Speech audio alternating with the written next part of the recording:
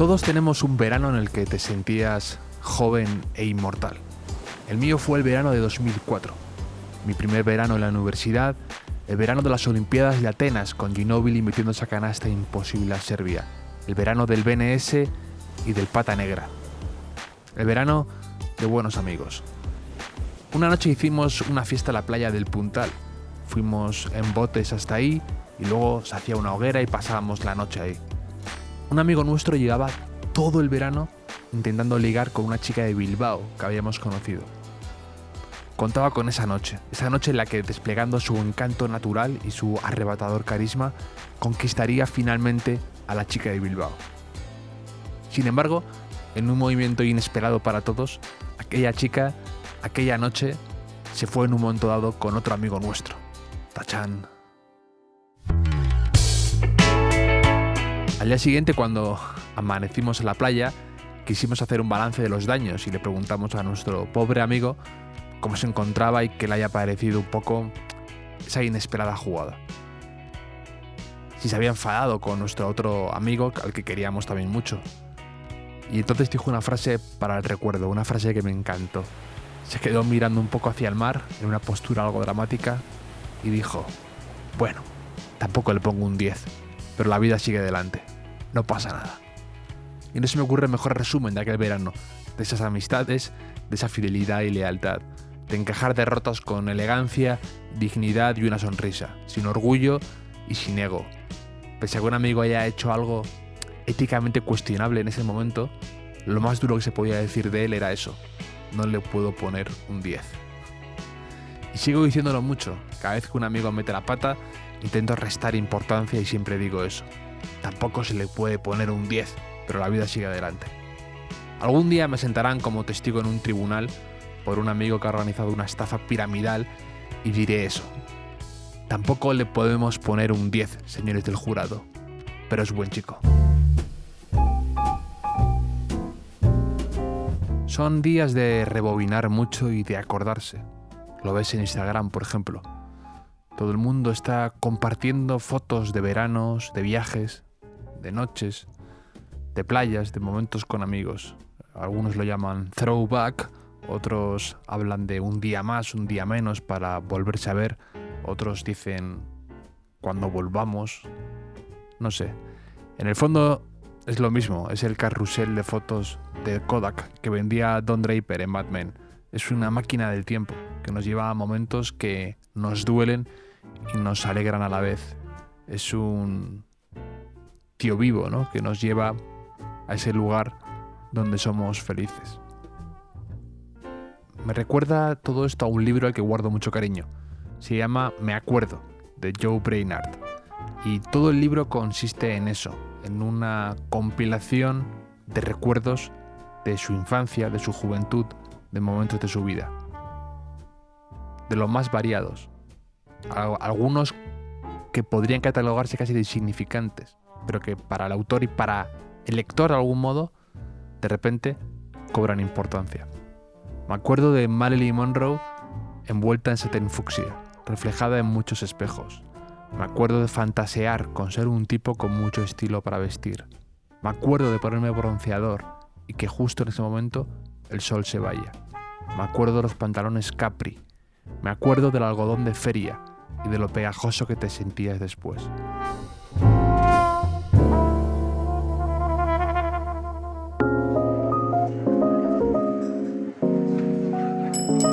Bienvenidos al Hotel Jorge Juan con Javier Aznar, un podcast de Vanity Fair y Seagrams. Precisamente sobre rebobinar y sobre la juventud interrumpida ha escrito una novela mi invitado de hoy, el escritor Juan Tallón. Juan acaba de publicar en Anagrama su novela Rewind, que va precisamente sobre esto. Un viernes de mayo, un viernes de esos en los que parece que todo va a ser perfecto, se produce de repente una misteriosa explosión en el piso de un grupo de amigos. A partir de ahí, los distintos protagonistas tratan de rebobinar sobre lo que sucedió y reflexionan sobre ese punto de inflexión en sus vidas. Juan es un escritor talentoso, con varios libros a sus espaldas ya, y además somos compañeros de columna en el diario AS, donde él suele escribir del Atleti porque es del Atleti y bueno, porque como decían en Con faldas de lo loco, nadie es perfecto. Sobre escribir, sobre su novela, sobre Radomir Antic, sobre rebobinar, sobre sus libros y sobre un poco cómo está viviendo estos días tan extraños, vamos a estar hablando con él mientras compartimos a distancia con él y con su galga Hilda un chisporroteante Seagrams tónica que encienda un poco el ingenio de la conversación, que haga que fluya esto como si estuviéramos cara a cara. Así que espero que os guste la charla, la conversación, y ya sabéis dónde podéis encontrarnos siempre.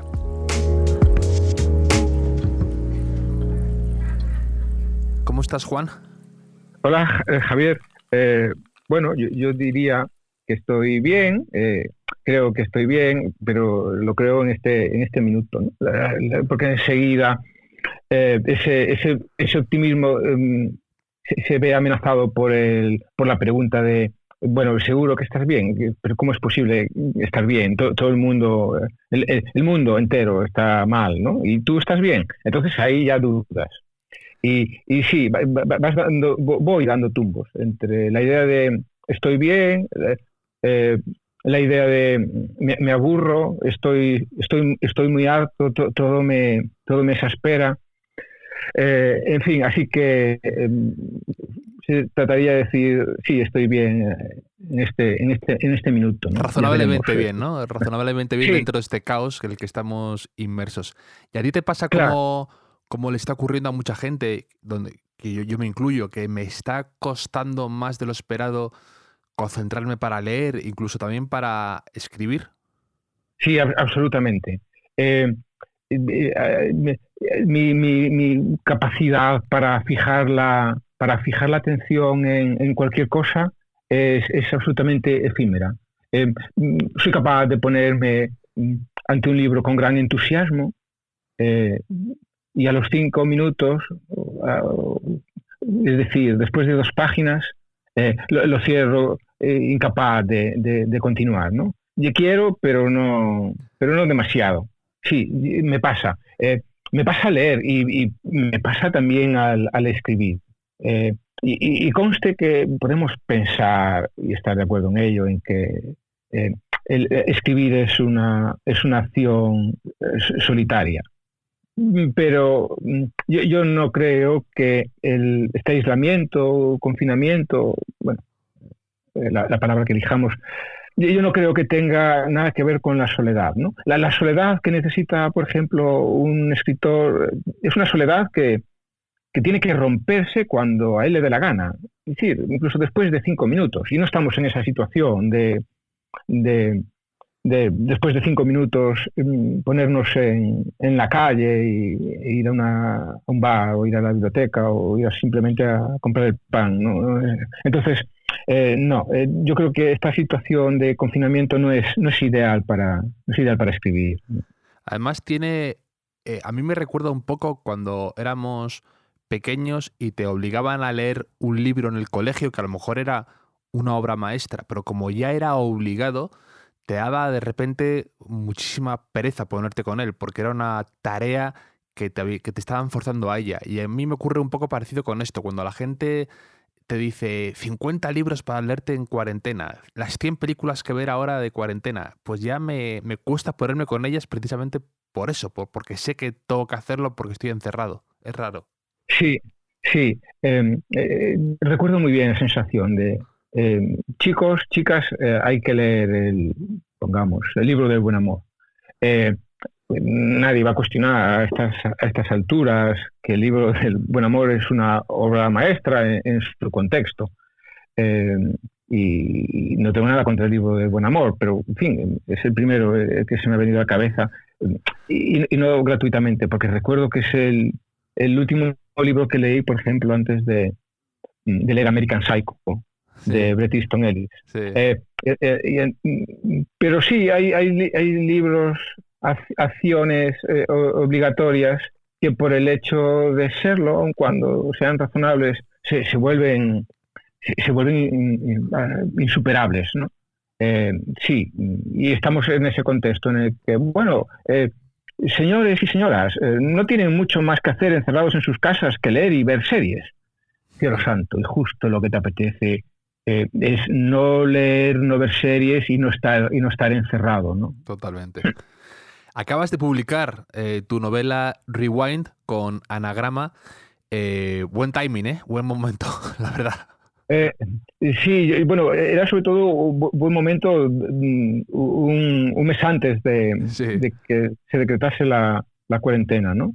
El libro salió creo que el 12 de febrero y bueno, 2 semanas después organizamos una presentación en Madrid y a lo mejor sin temer todavía que ya nos estábamos contagiando unos a otros, ¿no?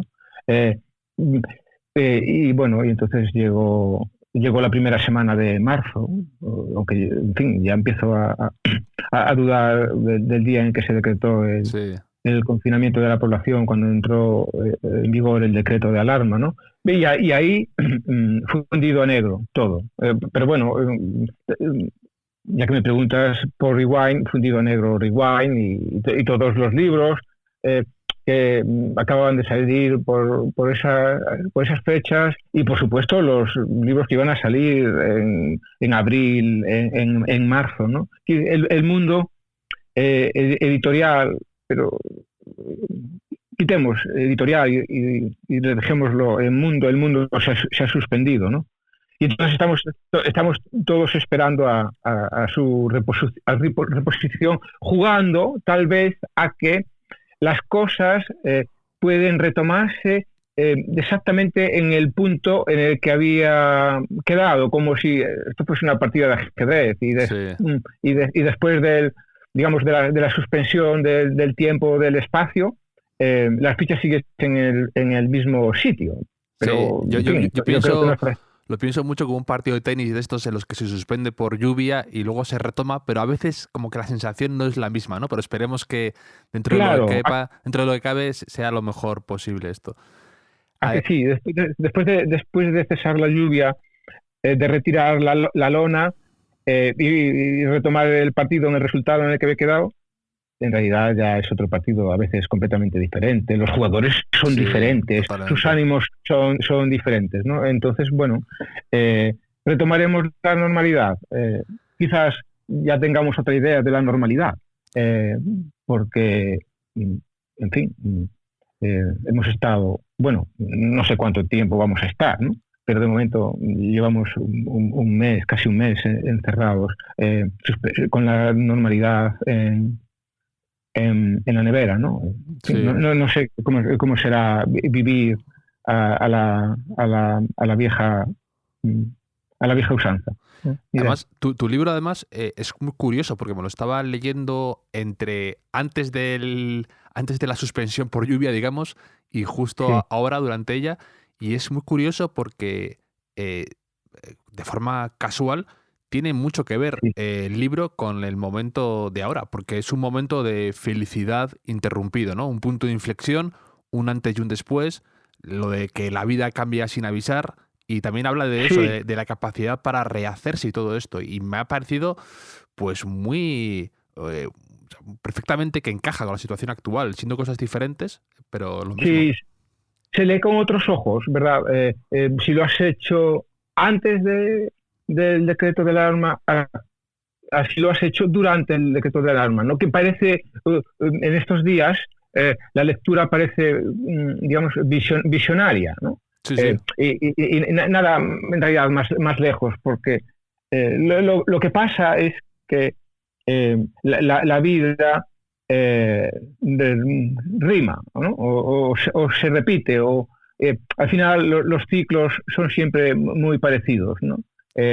Las malas noticias suceden a las buenas, y las buenas quizás pues suceden a las malas, y bueno, pues la novela es de lo que habla, ¿no? De cómo a veces los momentos más duros llegan en un instante de gran felicidad, pero no que no se tiene por gran felicidad, ¿no? Porque, sí.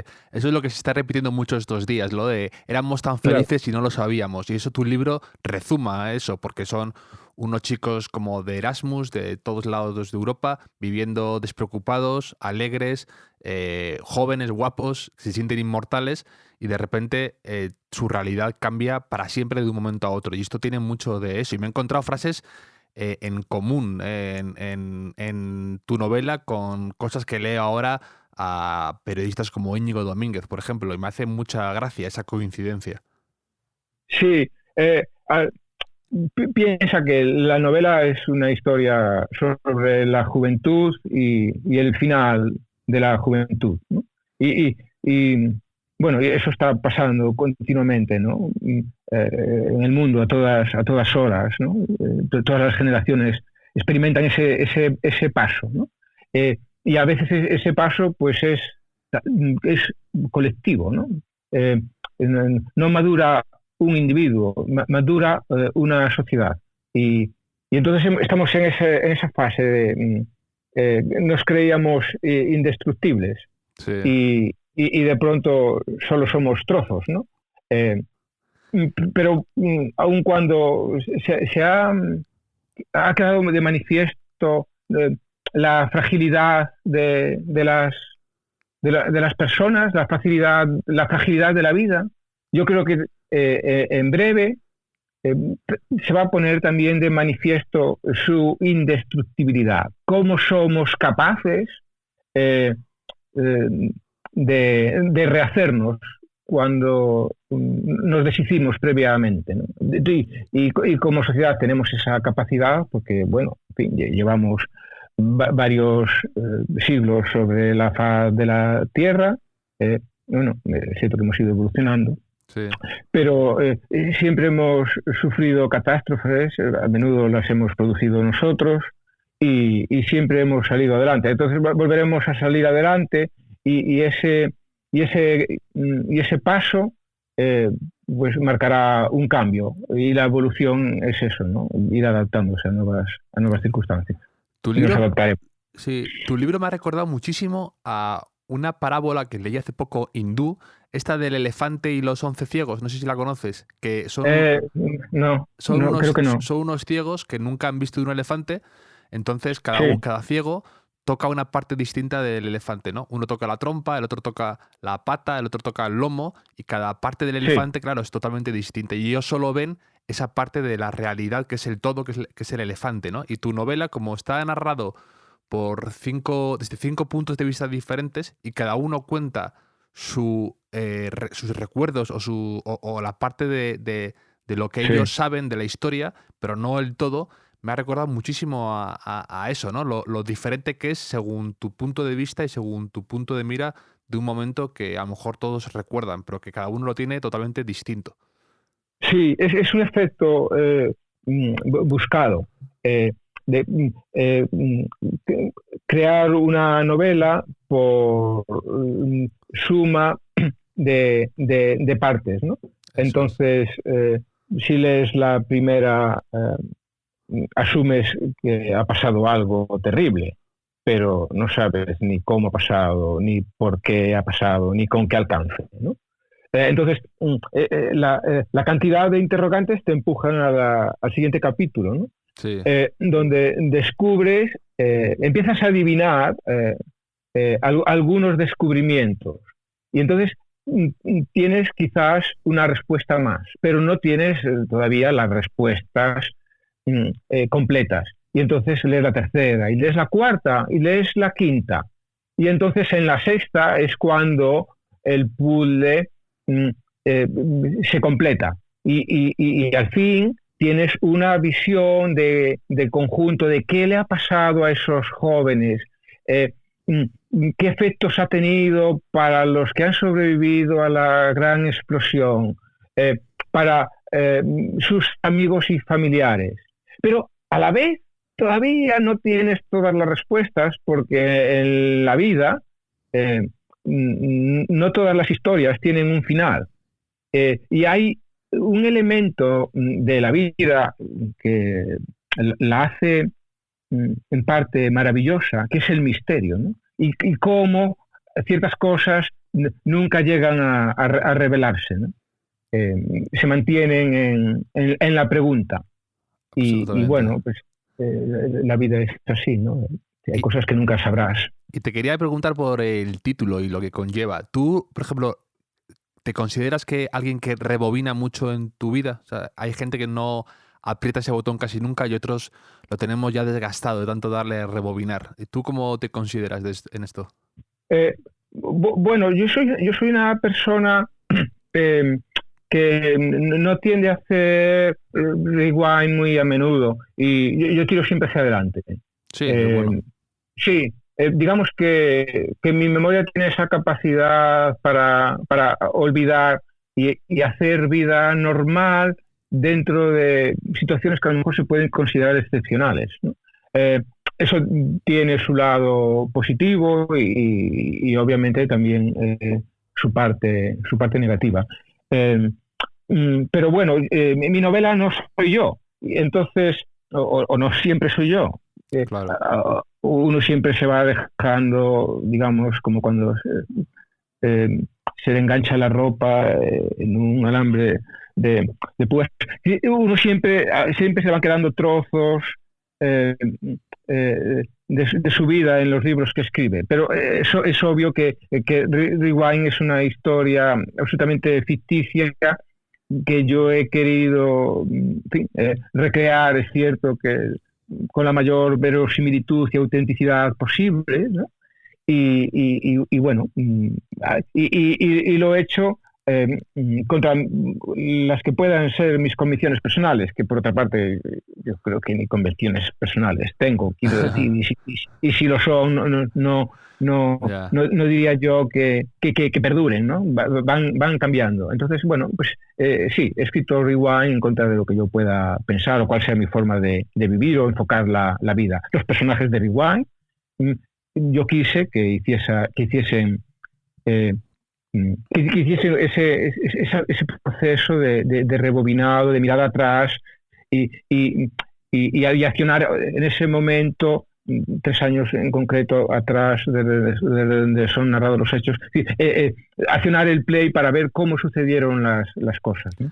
A mí me parece, como escritor, me interesaba muchísimo cómo habías afrontado precisamente narrar desde varios puntos de vista diferentes, cómo lo habéis hecho para escribir eso, ¿no? Porque hay una tentación ahí como de querer disfrazar la escritura de cada uno, ¿no? O el estilo, para que veas que son personas diferentes y como es en primera persona, a lo mejor sí, te sientes tentado como que uno hable de una forma especial, otro con más...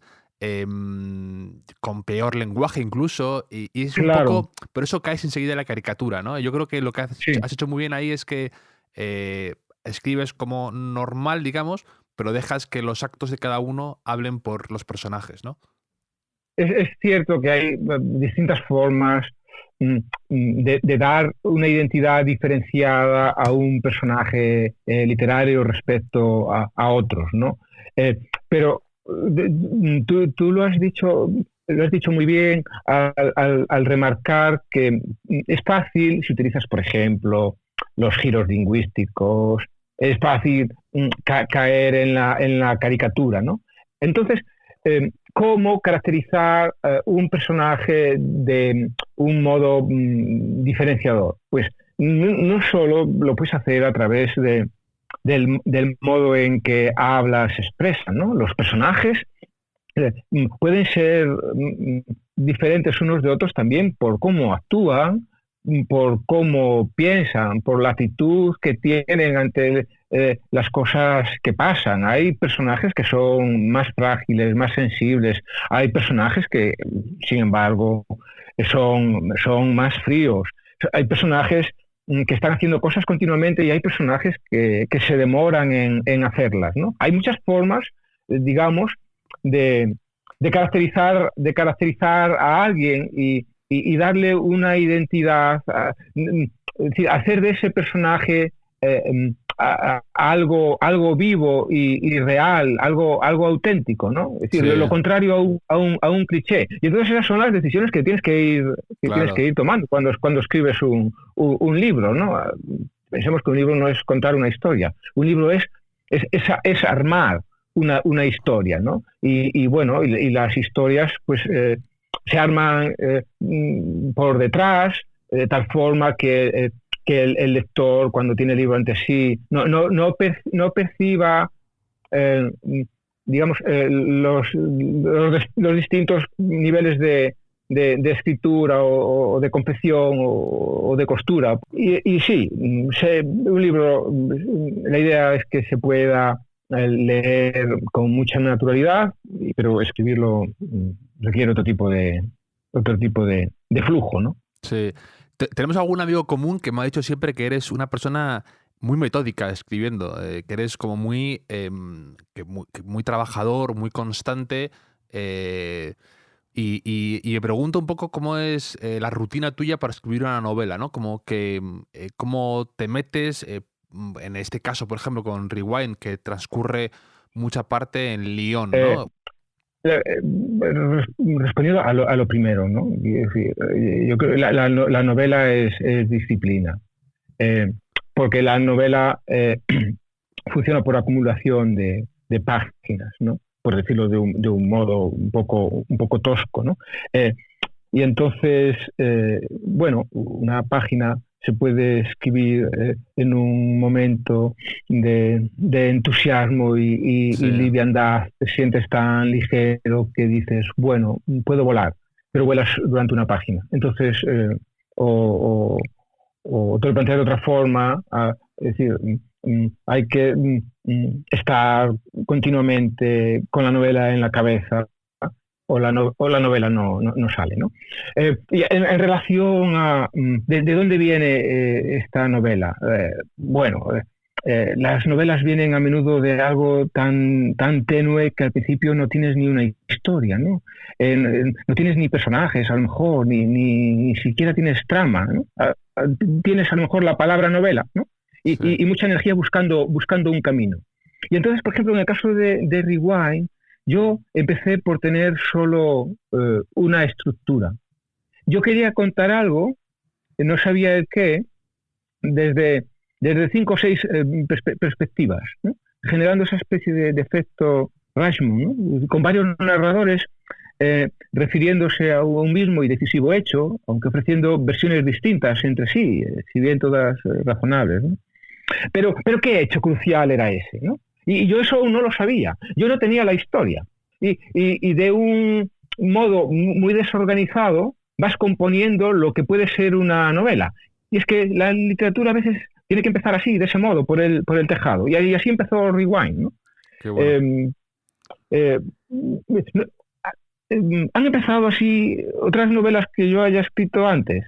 Pues no empezaron así. Pero es que no, las novelas son mundos diferentes unos de otros, entonces cada uno tiene un origen. ¿Y te cuesta o te ayuda el combinar artículos periodísticos, los que tú dices, que a lo mejor es escribir una hoja, una columna en un momento de alegría que te sirve para distraerte y lo dejas así y ya te olvidas de ella, y alternarlo con la novela, ¿te ayuda o te distrae? No sé cómo... O sea...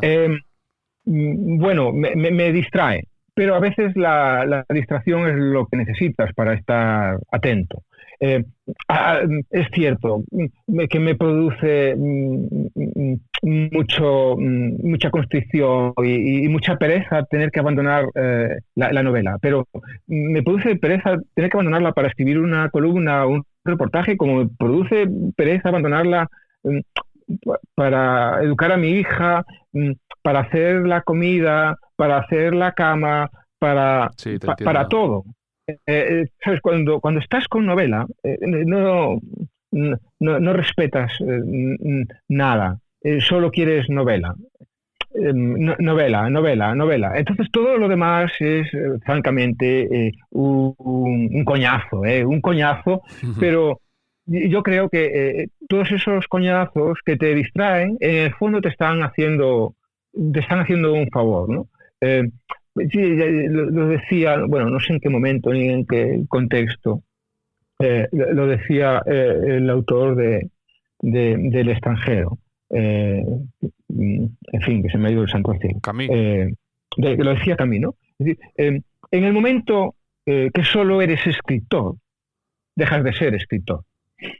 Entonces, que algo te aparte de tu novela, haciéndote... Sí, ayuda a reposar también, ¿no? A que sedimenten las cosas. Sí. Claro, te amarga, pero también te insufla perspectiva y a veces lo que necesitas para estar concentrado es estar distraído, ¿no? Totalmente.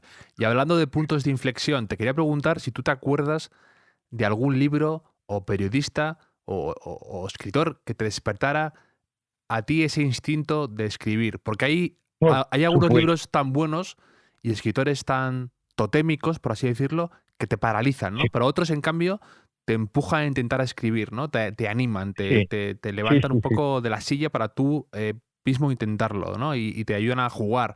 A mí me pasa con autores un poco raros, ¿no? De los que no te esperabas, a lo mejor Edgar Allan Poe o Wilkie Collins, o libros de misterio o crónicas de fútbol. Me pasa con algunas cosas concretas que me ayudan, me animan siempre a escribir. Y cuando estoy un poco atrapado, me ojeo algo de eso y me anima a sentarme. Y a ti te quiero preguntar por esto.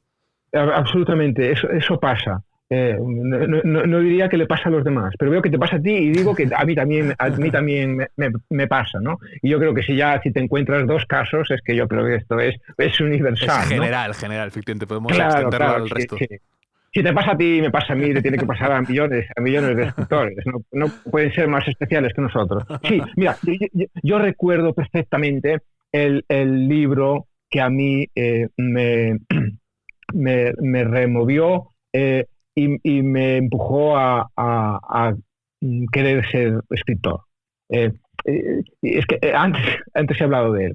Y de hecho he mencionado también el libro que acababa de leer antes de ponerme con ese. Yo acababa de leer, estaba en tercero de BUP y acababa de leer el libro del Gran Amor y sin entrar, digamos, a cuestionar lo que me podían decir sobre el libro Gran Amor mis profesores.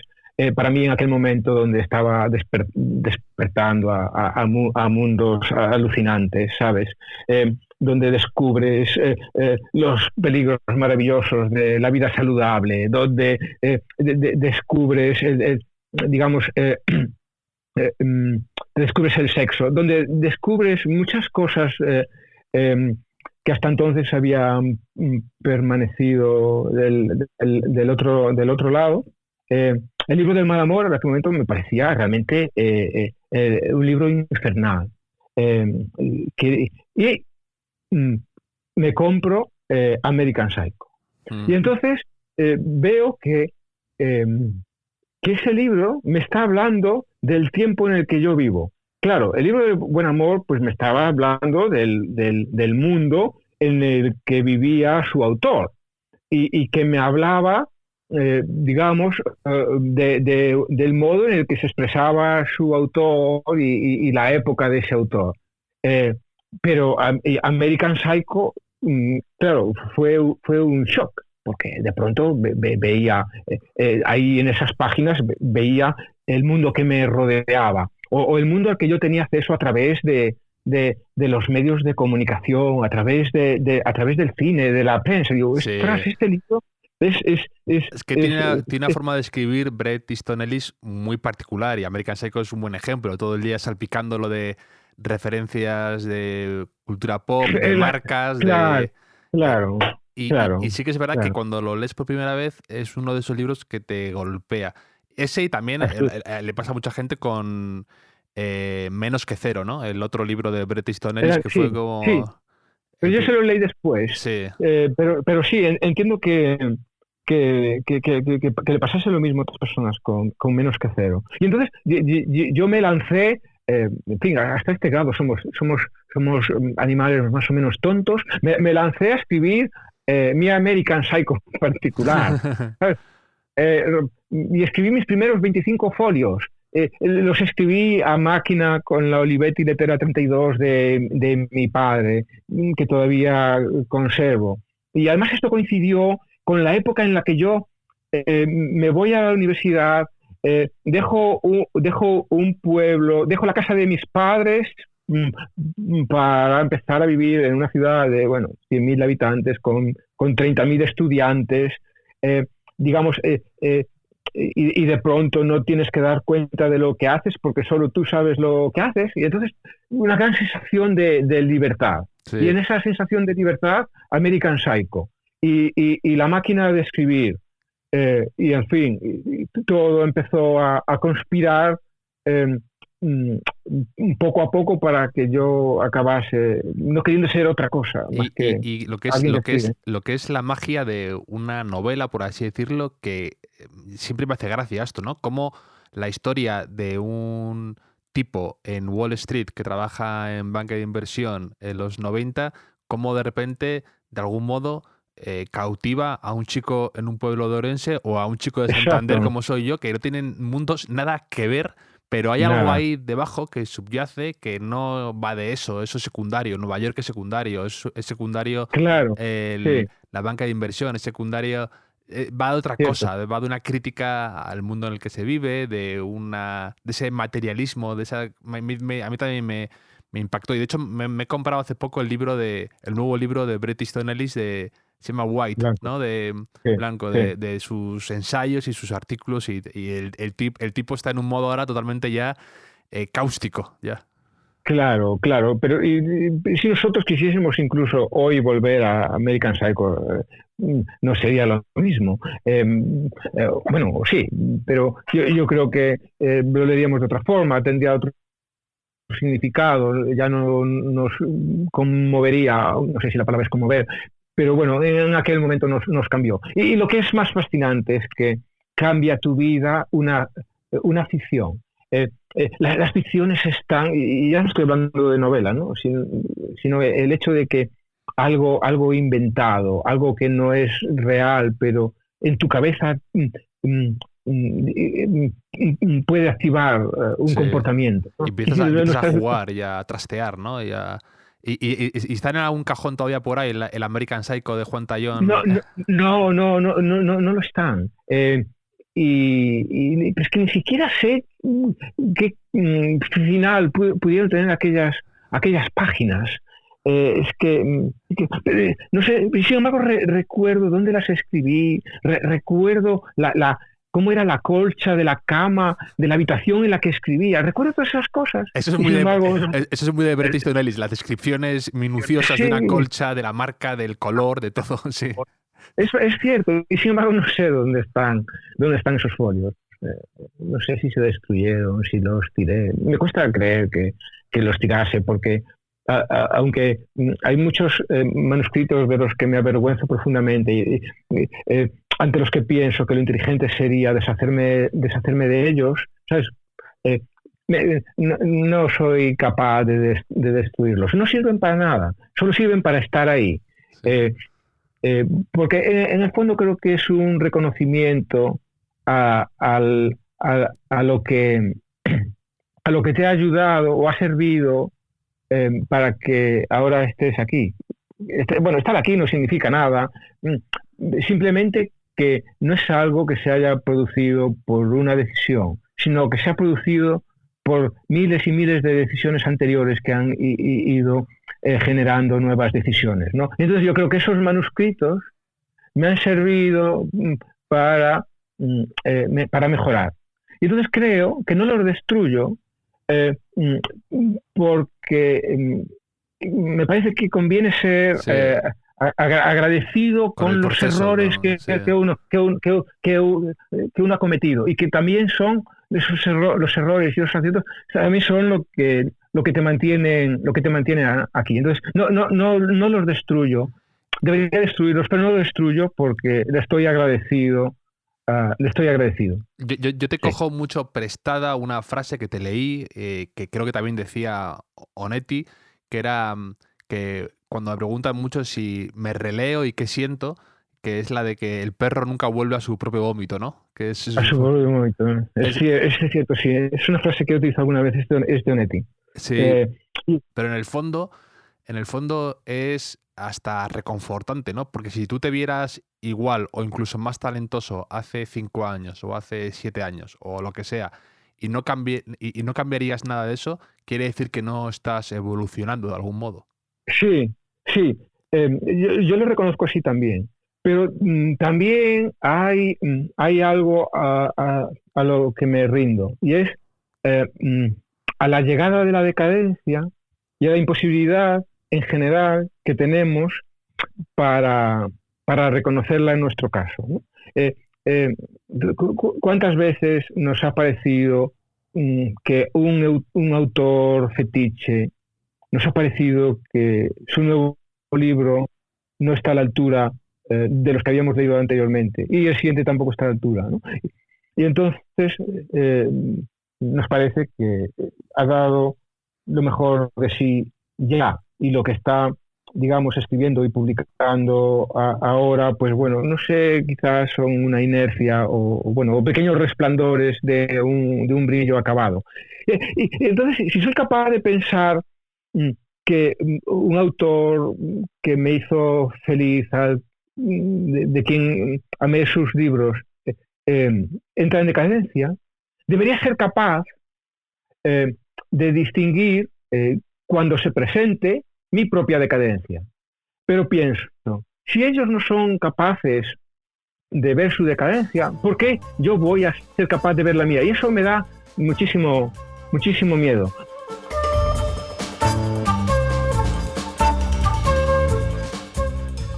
No sé si habéis tocado alguna vez una botella de Seagram's. La llamaban la ginebra suave de botella con baches. Me gusta ese nombre, ese espíritu. Suavidad en momentos de baches. La llamaban así porque las botellas originales se incrustaban con conchas de mar para que cada una tuviera un toque diferencial y personal, para que fuera única. Y ahora se mantiene ese espíritu. Así que cuando tocas el lateral de la botella, tiene como muchos relieves y pequeñas formas, y simulando un poco esas conchas.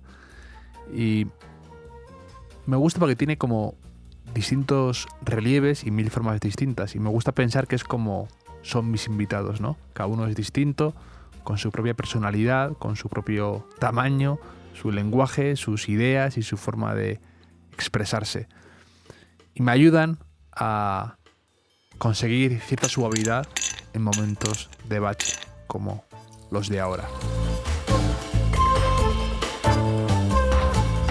Gracias también por la enorme acogida que tuvo nuestro Q&A el otro día, el preguntas y respuestas de oyentes que hicimos.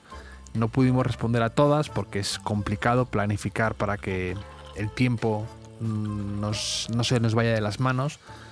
Yo me enredo mucho en algunas preguntas, pero bueno, intentaremos de algún modo que haya otro próximo Q&A más pronto que tarde y responder a las preguntas que quedaron pendientes de algún modo. Y nada más, sabéis dónde encontrarnos para cualquier sugerencia, idea, proposición deshonesta, lo que queráis. Siempre abiertos, seguimos funcionando. Esto no se para. Hasta ahora. Cambiando un poco de tercio, te quería preguntar te tengo que preguntar sí o sí, como atlético que eres, porque acaba de fallecer Radomir Antić, y te quería preguntar que qué fue para ti, porque tú que eres claro. Somos compañeros de escribir de fútbol y te gusta mucho y me gusta mucho más siempre cómo escribes, y quería preguntarte, yo respeto tu error de ser del Atleti, pero bueno, me interesa al mismo tiempo. Bueno, claro, pero como comprenderás, uno a muerte con sus errores. Entonces, Antić los significó todo para al menos para mi generación, ¿no? Veníamos de tiempos oscuros, veníamos de Gil, y seguimos con Gil años después incluso, ¿no? Pero veníamos de Gil. Yo lo cuento en la columna que publicaré mañana. Veníamos de un personaje llamado Jesús Gil que tenía una maquinita para despedir entrenadores a voleo, ¿no? Daba igual si el equipo iba bien, iba mal, la maquinita era caprichosa. Entonces Gil tocaba el botón y el entrenador, como en el despacho del señor Barnes, digamos, caía, no sabemos a dónde, ¿no? Pero desaparecía y venía un nuevo entrenador. Entonces, con Antich pasó lo inesperado. Vale, llega un entrenador a final de una temporada, no se le despide, en el verano se le permite desprenderse de 15 jugadores y ficha a unos nuevos, y además se toma tan en serio el verano que empieza de 0 a 100 pues en muy poco tiempo. Ganamos todos los torneos de verano, del verano del 95, y empezamos a tope la liga 95-96. Bueno, tan a tope que todo el mundo cree que estamos ganando porque tenemos mucha suerte, y que obviamente cuando empiezas así ya solo te queda desinflarte, ¿no? Pero el equipo no se desinfló. El equipo además le gana la Copa del Rey al Barça de Cruyff, y pone la liga de cara en un partido precisamente en el Camp Nou, donde ganamos 1-3, ¿no? Con el gol el regate ese famoso de Caminero a Nadal, que ese es uno de los regates y las imágenes para mí más bonitas que yo recuerdo del fútbol. Elegantísimo ese regate. Sale hasta en una película de Almodóvar, creo. En Carne Trémula. Es un regate, es un no regate en realidad, ¿no? Tiene mucho de amago el movimiento. Totalmente, pero le sienta. Claro, lo sienta, sí, y pues se va solo, ¿no? A comprar flores, ¿no? Entonces, ese año del doblete vivimos la felicidad peligrosamente, ¿no? Y bueno, y después, 2 años después, bueno, pues se echó a Antich, porque el fútbol es así, ¿no? Sí, siempre ha sido un poco injusto con Antich, porque el Madrid le echó siendo líder, luego el Atleti le echó sin demasiada paciencia tal vez, y luego estuvo en el Barça como de temporero. Entonces, como que el fútbol no ha tratado del todo con justicia tal vez a Antich, o que siempre ha sido un poco cabeza de turco enseguida, quizá porque pues esta gente que ha sido un poco como siempre ha sido un tío educado, un tipo correcto, pues a lo mejor esa gente enseguida le cortan la cabeza. Pero yo creo que el recuerdo será por parte de los atléticos del líder de una época que no se va a repetir, o difícilmente va a repetirse, ¿no? Entonces, el doblete para los atléticos, el doblete de que fue artífice Radomir Antich, digamos que es algo que no pertenece al pasado. Sí, es algo que ocurrió en el año 96.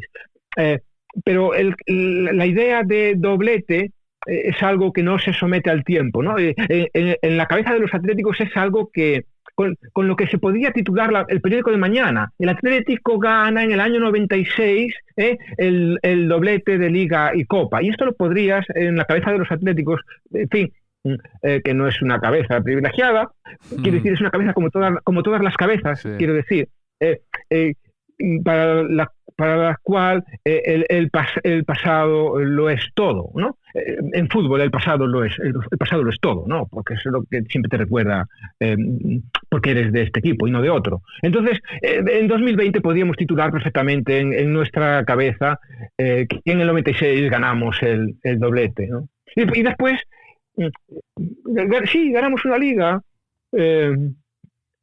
y eso también durante muchos años alimentará, en fin, nuestro amor por este equipo, ¿no? Pero aquel Atleti yo lo que le recuerdo es además esa capacidad como de resistencia, lo que tú has dicho, que empezasteis muy fuertes y conseguisteis aguantar cuando todo el mundo pensaba que ibais a pinchar, y además se hizo con una plantilla muy reducida, que era pues muy pocos jugadores. Bueno, era una plantilla que podías recitar de memoria, porque en fin, no se hacían tantos cambios como...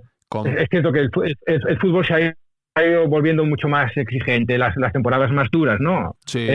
Y sí, antes había un equipo titular. Hoy el concepto de titular es más difícil de agarrar, ¿no? pero sí, eran aquellos tiempos en los que la alineación era un soneto a su manera, Sí, ¿no? y Quiero todas las decir, piezas con una... encajaban perfectamente. Venía Pantic, me acuerdo que venía de un equipo griego rarísimo, desconocido, Sí, Panty. vino por cuatro eh, duros y de repente era como el jugador perfecto, ideal bueno, para aquel bueno, equipo, que todo salía bien y era como jugar, como si llevaran jugando todos 10 años de repente. Era sí, cuando esa magia ocurre, que no ocurre frecuentemente porque hay que tener buen ojo y luego pues ese factor, llámalo suerte o llámalo como quieras, que, que hace que fuera un equipo de repente, pues eso, infalible casi. Y sí que lo sí, recuerdo eso sí. como, y mentalmente Bueno, muy duros además.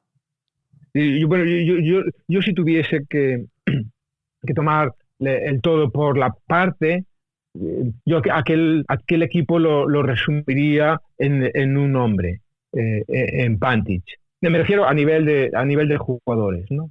Eh, mm, Porque claro, es que de pronto aquel era un equipo súper moderno, que empleaba el juego a balón parado como una arma mortífera, ¿no? Quiero decir, Sí, yo no recuerdo a un futbolista. Pantic es el asesino de corners más letal que yo he conocido nunca, ¿no? Yo lo que más añoro cuando voy al campo es la sensación de peligro que generaba el saque de córner a pies de Panty. pues Bueno, olía a muerte. te diré que el mejor Atleti tiene un poco de esto, ¿eh? El Atleti este Sí, de Coque con a balón parado con sí, Godín y con compañía siendo... claro, el año que ganamos la liga Exacto, somos un equipo letal a balón parado. Es decir, ganamos la liga en Barcelona con un córner, eso, sí. perdimos la Champions con un gol de córner de Godín. Quiero decir, que el balón parado era una herramienta de la que sacábamos mucho partido. Sí, sí, Totalmente. en Así nuestras que mejores épocas.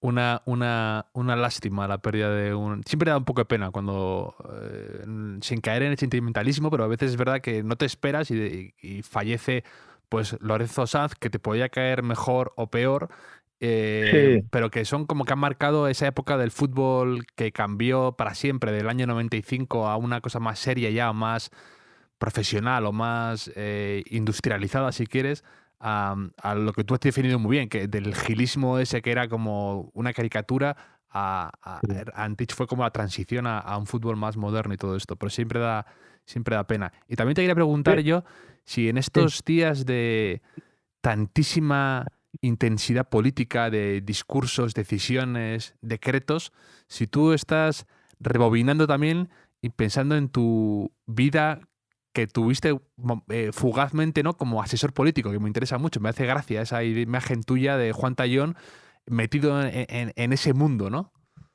Sí, bueno, no, es decir que no es algo que haya dejado en mí un recuerdo especial, pero sí, sí, mm, y esto es algo que agradezco, sí ha dejado en mí, mm, digamos, un elemento fósil, un combustible, digamos, un abono, digamos, una porquería que he procurado siempre utilizar para mis proyectos literarios. Y para algunos ha sido más útil que para otros, ¿no? Porque recuerdo que en el caso de Salvaje Oeste, Sí, lo comentas, sí. mis distintos pasos en fin, el ala oeste de la política me fue muy útil, pero no recuerdo, digamos, no son recuerdos que yo me ponga en un momento dado a recuperar, ¿no? Sí, son épocas, hice cosas. Sí, pero Bueno, ah, con decirte que escribí hasta programas electorales, ¿sabes? Pero bueno, uno sí, nunca sabe cómo va a ganarse la vida en un momento dado. Simplemente se la gana y después pues le gustan más otras formas de hacerlo, ¿no? sí, pero que es curioso lo que dices tú, que te sirve como como abono para hacer algo totalmente distinto, pero te enseña también trucos, a ser conciso, a con 4 palabras golpear y es curioso cómo cosas totalmente distintas, porque a mí me pasaba con informes financieros, que no tiene nada que ver a lo tuyo, pero que al mismo tiempo sí que es muy diferente de la vida literaria, pero que a mí como a ti te ocurre, tengo ese fósil que me ayuda en mi día a día a veces de forma inesperada. Que quizás he sido mezquino al no ser más generoso con esa etapa de mi vida. Y es verdad. Mira, todo lo que pasa conviene. Y uno tiene que ser simplemente capaz en un momento dado de sacar partido a cosas que ha hecho y que, bueno, quizás no en ese momento no le hicieron feliz, pero tiene la capacidad ahora de que aquellos fuesen momentos felices para, digamos, aunque sea desde el punto de vista de la ficción. Y yo siempre cuento que recuerdo con gran facilidad, con gran felicidad, los peores momentos de mi vida, que fueron un par de años trabajando como un esclavo en la redacción de un periódico. Fueron los peores años de mi vida. Y sin embargo, ahora que los veo y me felicito porque durasen solo 2 años, que ahora me parecen grandes momentos, ¿no? Porque es que a veces la vida acaba... a veces la vida es para contar, ¿no? Sí, una parte es para vivir, pero otra parte es para contar. Y entonces cuando se trata de contarla es capaz de convertir a aquellos pequeños infiernos, los fantasmas, en situaciones y personajes idílicos, ¿no? Qué bueno.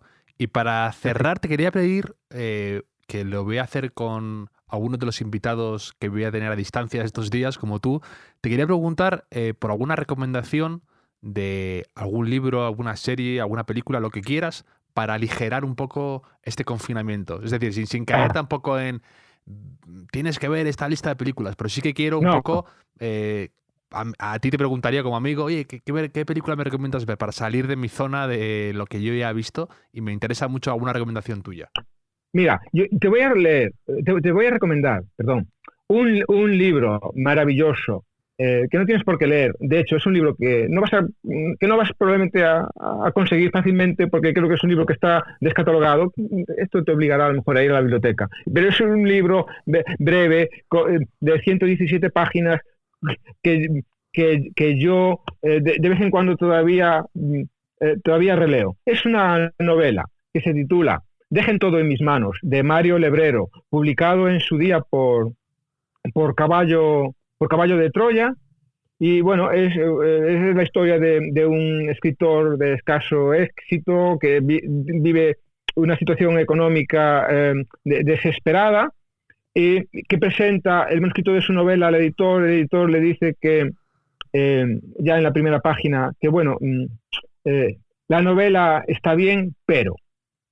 y está bien, pero al final acaba resumiendo siempre su vida. Y el editor, no obstante, le dice que la va a publicar si el autor es a su vez capaz de encontrar al autor de un manuscrito que el editor recibió hace tiempo, pero que apareció sobre su mesa sin una dirección a la que dirigirse al autor, que es un tal Juan Pérez. Esas novelas que los argentinos, aunque Mario Lebrero no es argentino, pero vivió mucha gente en Buenos Aires, es una novela para cagarse de risa. Qué bueno. Me gustan mucho las metanovelas, por así decirlo, como las novelas que hablan del mundo de escritores, de novelas, de editoriales. Siempre me han divertido y me han gustado. Sí. A mí también, ¿sabes? Pero debe ser de formación profesional. Sí, totalmente. Y después, para ver, es que reírse es lo mejor que uno puede hacer hoy, mañana y ayer. Entonces, yo te recomiendo una serie, es un clásico, se titula Seinfeld, y es la comedia que más me ha hecho reír. Y de ahí da igual que lo hiciese hace mucho tiempo. La pongo ahora y me sigo riendo a carcajadas como un tonto. Es Entonces, espectacular.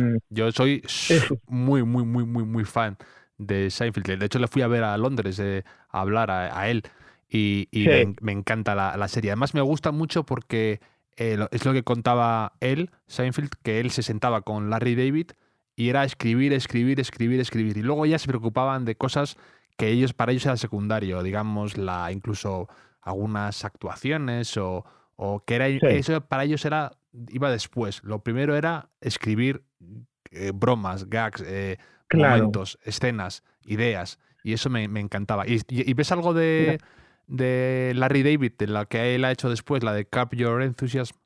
No, no, no, todavía no lo he visto. Y estoy esperando la llegada de 2021. Bueno, visto que 2020 no va a dar de sí, no va a ser el gran año que habíamos pronosticado. De 2021 porque colgarán otra vez en la serie completa en Netflix. En fin, y quiero reencontrarme con George Constanza. Pues, en fin, es que es imposible. Para ti, cuál es uno de los mejores momentos o episodios que para ti es Mira, yo más que episodios, que soy incapaz de recordar episodios concretos, por ejemplo, en este momento, pero cualquier escena en la que George Constanza es capaz de ser tacaño, mezquino, envidioso con los logros de los demás, ¿sabes? A mí es algo que, en fin, que me doblega. Y entonces, sí, George Constanza.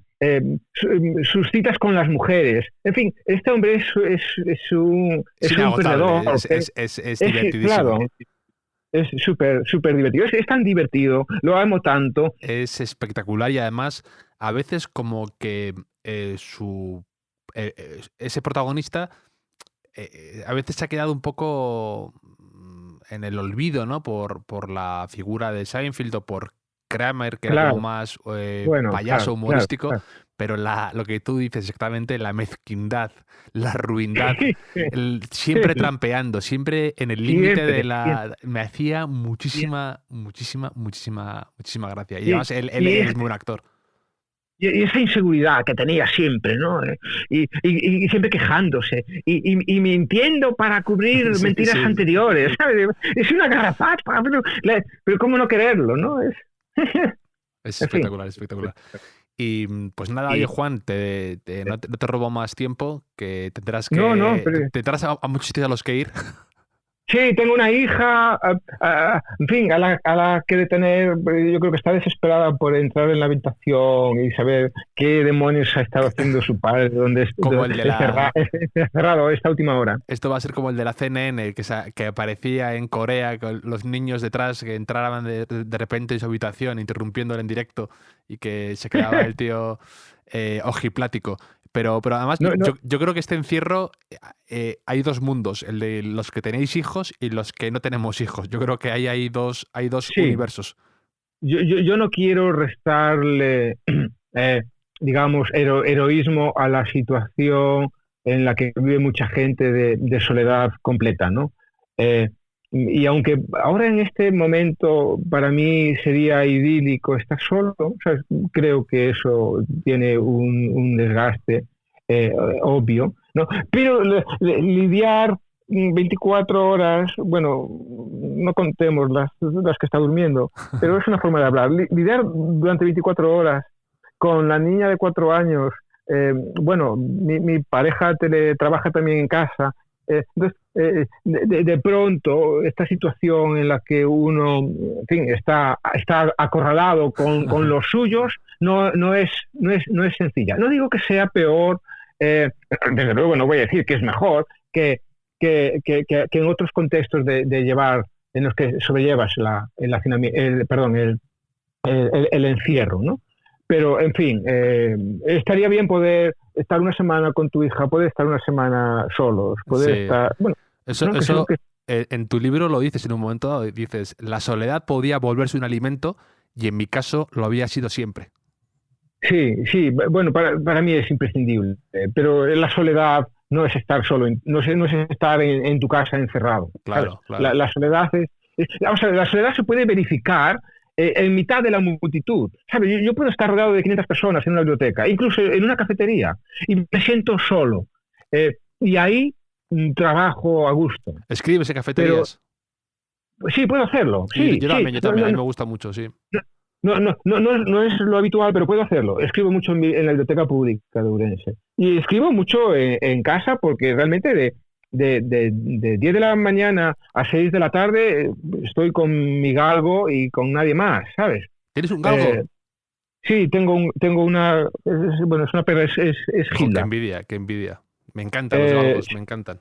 Ya todo el mundo ahora tiene envidia. Sí, la gente se ha puesto un poco de moda el galgo, es como un poco accesorio de moda de repente. Lo veo por Madrid, la gente por el Retiro como si llevaba una bufanda especial, ¿no? El galgo, pero es que a mí sí me han gustado mucho. Sí, Además he leído que duermen como 14 horas y entonces me siento identificado con ellos. Muchas horas. Es mi animal espiritual y no lo sabía. Es un animal realmente con mucha clase, más que la que puede tener sus dueños, ¿no?